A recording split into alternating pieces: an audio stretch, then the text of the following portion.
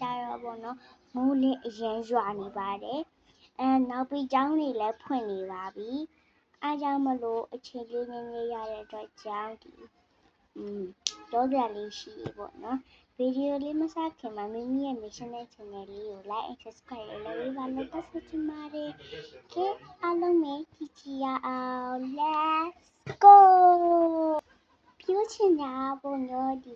စာအုပ်တွေလွယ်အိတ်တွေကမပြလိုက်ရပါဘူးဒါပေမဲ့ရိုက်တယ်ပေါ့နော်ပေါ်လီတွေ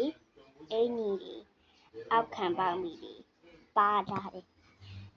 အားကြောင့်မလို့တော့ကြောင့်အားရရဲ့အစားမိမိကျဥကြော်တာလေးတွေစားပြတယ်တောက်ပြတယ်အဲ့ဒါလေးတွေပြတယ်ပေါ့နော်မိမိထားတော့ဒါကိုနောက်တစ်ခေါက်ရဲ့၄တန်းမှာ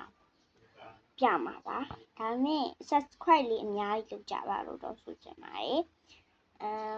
အသာလေးနဲ့ဝင်ရနော်အားလုံးပဲ sorry ပါ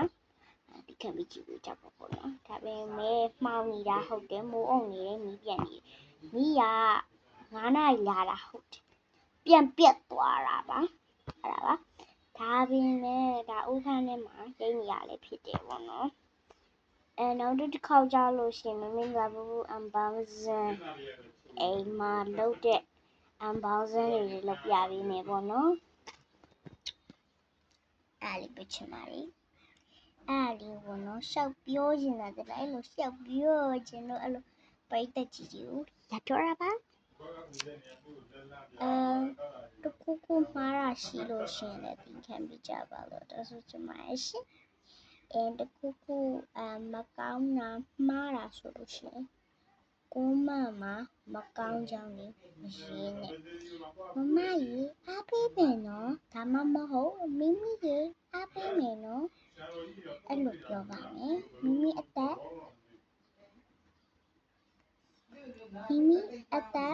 8နှစ်ပါနော်mission နဲ့ channel လို့ပဲပြောလိုက်တော့မယ်နောက်ကြလို့ရှင်ဒီဒါချိုးမှာပါထမင်းစားနေတဲ့သူတွေကြည့်လို့ရှိရင်အားလုံးတောင်းပန်ပါလို့ပြောချင်ပါတယ်ဘိုင်ဘိုင် sorry ပါချောင်းရဲစိုးနေပါလေ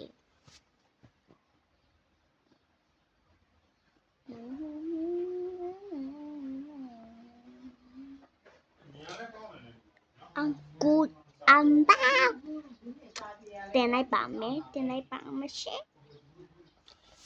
သပင်ကခရုံးထိုလို့မထင်ပါနဲ့ရှင်အနောက်ကကုတ်ထားတာပါရှင်ဘိုင်